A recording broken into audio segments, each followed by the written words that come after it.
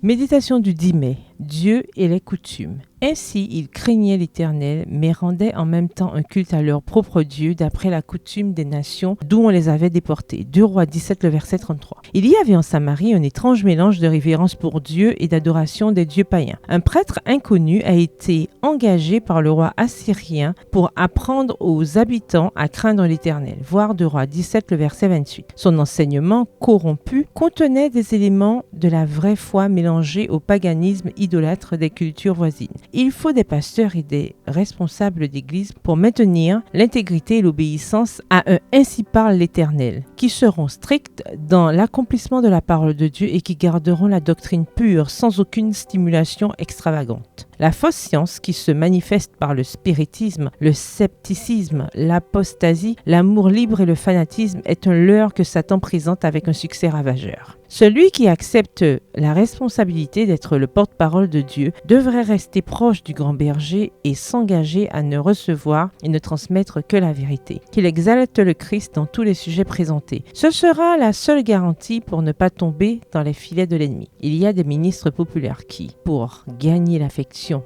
de la congrégation, s'écartent des commandements de Dieu et enseignent comme vérité les coutumes et traditions que les membres souhaitent recevoir. Les paragraphes suivants sont une déclaration de l'ennemi montrée en vision à Ellen White. J'aurai comme agent sur le terrain des hommes tenant de fausses doctrines mêlées de juste assez de vérité pour tromper les âmes. J'aurai aussi des incroyants présents qui exprimeront des doutes concernant les messages d'avertissement du Seigneur à son Église. Si les gens lisaient et croyaient ces remontrances, nous pourrions avoir peu d'espoir de les surmonter. Mais si nous pouvons détourner leur attention de ces avertissements, ils resteront ignorants de notre puissance et de notre ruse, et nous les sécuriserons enfin dans nos rangs. Dieu ne permettra pas que ces paroles soient bafouées impunément. Si nous pouvons garder les âmes trompées pendant un certain temps, la miséricorde de Dieu sera retirée et il les livrera à notre plein contrôle. Nous devons provoquer la distraction et la division.